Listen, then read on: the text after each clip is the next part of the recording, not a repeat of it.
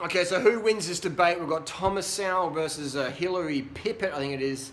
Check it out. Did he debunk? Not didn't debunk, but he debates feminism in 5 minutes. Check us out. Leave your comments down below. Who won the debate? Let's have some discussion. Pilpel is an attorney with Greenbaum, Wolf and Ernst, a graduate of Vassar and of the Columbia Law School, and very active in a number of liberal and feminist movements. Mrs. Pilpel.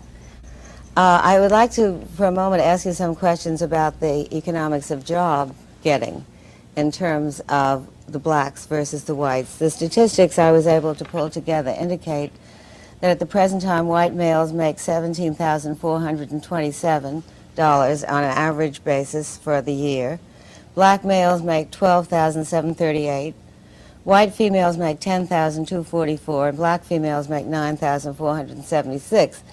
It is clear from these figures, as indeed I think it's clear to most of us from what we see, that there is a discrimination against blacks and against women in our present system. Since not all blacks will be superior, how would you try to even that out so that there would be some equality of job opportunities? Yeah, I'm sorry you missed the earlier part of the program when I pointed out that where you find people not represented evenly, that does not show the institutional effect, because almost nowhere in human affairs do you find people evenly represented. Well, if you compare comparable people with respect to age, with respect to education, etc., you get a totally different picture, both with respect to blacks and women. Now, the figures that I saw, for example, show more recently that if you take black families where the husband and wife are both college educated and compare them to a white family where the husband and wife are both college educated, the black family is now earning $2,000 a year more. The problem is that very few blacks fall in that category. That when you compare category for category, then we're talking about getting people a decent education. I'm saying that you cannot say that numbers collected at the employer's place of business reflect simply the employer's policies. Those numbers reflect underlying conditions in the whole society, just as numbers collected at a hospital do not show you that the people are sick because they're in the hospital.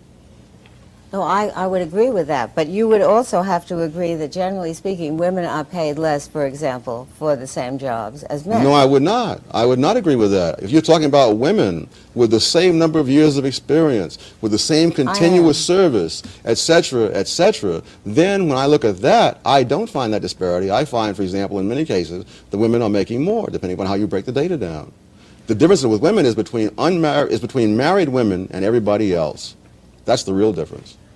Well, even as to single women, the Census Bureau statistics, the most recent ones I could find, 1978, say that single men are earning $11,100 and single women are earning $9,300. Yes, I love the word single that is used. When I did my study, I didn't use single, I used never married. You see, a woman who is single at age 40, having spent 10 or 20 years raising children, is really not quite the same as a man of age 40 who's been working continuously for 20 years. And the differential she cited is not that great, so it could easily be accounted for by the Yes, because when I break them down the other way, I did this for the academic world, and there I found the women who are never married, which is the term the way I take it, there they were earning more than the men. And similarly, when the government did data some years ago on women who had been working continuously since high school into their 30s, there you found that they were making slightly more than men of the same description. So the difference is between married women and everybody else.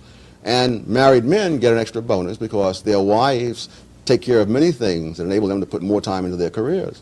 I'm sure you're aware of the fact that there are approximately 15% of all homes in which there is only one wage earner. So that when you talk about women being able to take care of things for their married mate wage earner, the fact is that in the overwhelming majority of American homes, the women also work. And therefore, I don't think your explanation that women have other responsibilities and that's why they are... Work can mean part-time work or full-time work. Women do not work full-time to the same extent that men. Part-time workers make less than full-time workers.